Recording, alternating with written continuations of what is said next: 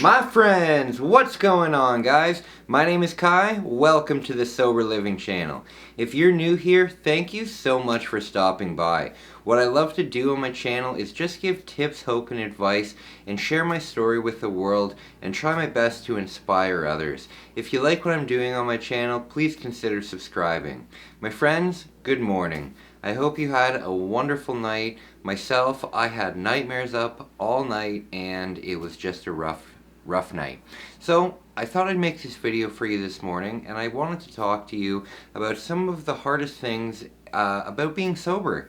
And I want to let you know before I start this video that a lot of these things that I'm talking about get much easier very quickly.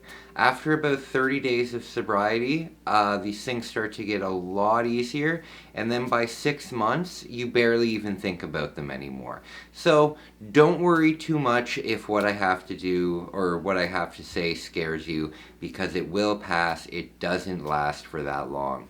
So guys, the first hardest part for me about being sober was my nighttime routine. What was I doing at night to unwind from either work or from stress or just in general? What was my nighttime routine like?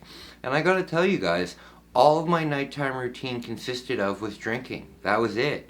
I didn't even need to have a plan for the night. The plan would just, form itself while I was drinking. So what I really I didn't enjoy it, but what I did while I was drinking was I just watched YouTube. I'd play video games for a little bit, but by the time I had my 8th beer, I couldn't play video games anymore because it gave me motion sickness. But that's what I did, and that was really the way that I unwind. Also, I've been suffering from nightmares for a really long time, but when I was drinking, if I got blackout drunk, I wouldn't have a nightmare. So a lot of the time I was using alcohol kind of as a nightmare preventative, because I knew that if I got blackout drunk, then I wouldn't dream that night. So it became a real big part of my evening routine. One, because I enjoyed drinking at the time, and two, because I was so terrified of having nightmares. So that was one of the biggest, hardest things for me to get rid of, like the habit of drinking before bed. I would drink all day long, but mainly my drinking happened in nighttime. So I had to find different alternatives for it. Luckily, there are a million different alternatives for it. One of the biggest things that I started doing, and I've said it a million times on my channel, is I love to take a bath. A nice hot bath. You bring in a salad bowl. Now, hear me out on this. Bring in a salad bowl into the bathtub with you, a clean salad bowl, and use it to scoop the water and to pour it down the back of your neck and your head. Oh my goodness, is that ever relaxing? It really sets you up for a nice sleep. I would definitely recommend it. Another thing that I enjoyed doing, but I didn't do as much when I was drinking because, again, it would make me sick, was playing video games. So now, I've always had a large collection of video games. I've always been a video game collector, and now, instead of my games just sitting on the shelf collecting dust, I'm actively playing them before I go to bed. So that's a good thing. Another thing that was really, really hard for me was finding a new friend group. Now, I had to stop hanging out with a lot of my old friends. It doesn't necessarily mean that those friends aren't my friends anymore. It just means that the activities that we choose to partake in, they just don't match anymore. That doesn't mean that they're not my friends. It just doesn't mean that we don't hang out in a social setting that much anymore. Most of our interactions are on social media or at work, stuff like that, So Not going to the bar with your friends every Friday and every Saturday, or every day if you're an everyday drinker. That can be a big thing, and it's difficult. It really is difficult. But I gotta tell you, for your own health and for your own safety, sometimes it is better to just take a step back from those people. Because remember, even though people are your friends, doesn't mean that they're good for you. If you hang out with the wrong crowd, even if they are your friends, it's going to lead you down the wrong path.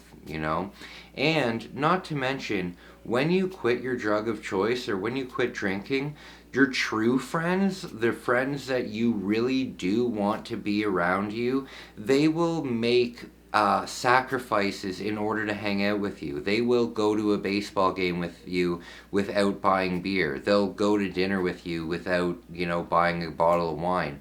Your true friends will do everything they can to support you, and so you don't need to worry about losing them. If you're worried that you're not going to have any more friends because you're going to quit drinking, remember, you probably don't have the best friends to begin with, because friends that are only your friends because you drink together, they're not really your friends. You're a bunch of people with a common disease or a common illness hanging out together. It's a big reason why a lot of homeless people hang out together. They're not necessarily friends, but they all have something very much in common that they can all socialize about, and they can all understand each other about. It's more of a situation of how do I say it? Never mind. But it's a situational awareness thing. If you're surrounded by people that do the same thing as you do, or reinforce the negative things that you do, you're going to think that they're friends because they're reinforcing you. They're telling you the things that you want to hear. But they're not really your friends, because they're not going to be the ones that come visit you at the hospital when you're sick. They're not going to be the ones that send you a get well better card after you have a suicide attempt. They're not going to be those people. So, finding new friends, as frustrating as it is rewarding in a sense that you are actually finding friends that care about you genuinely and have your best interest in mind. The number 3 hardest thing for me once I got sober was letting the world know and building back my reputation, because I completely destroyed my reputation. I destroyed my reputation so much that I ended up moving across the country for a couple years of my life, just because I had burned so many bridges here in Ontario that I felt like I literally just need a blank brand new start somewhere else. So I went to Alberta. So one of the hardest things for me was just finding a new life, finding everything like that. I want to let you guys know that, again, it does get better. The problems that you face when you're first getting into sobriety, they really only last for maybe 30 days to 90 days, 30 to 90 days. Those are going to be the real days where you find out who you really are, find out what you enjoy, find out what kind of people you want to be around. It gets better. I promise you, it does get better. So guys, those are just a couple things that were really tough for me once I got sober. But if there's anything that I can tell you about this video, it is that things get better.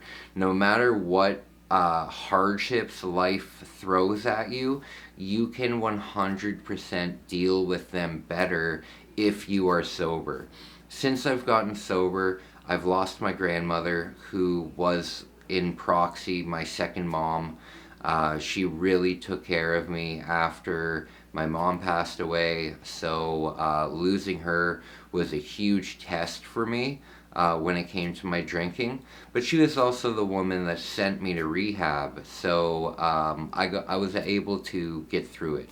Recently, about 2 weeks ago, my dog passed away, and I thought that if I was ever going to relapse, it was going to be when my dog passed away. But I managed to get through it because you get stronger.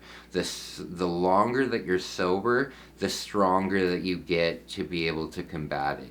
It really, really, really does get easier, guys.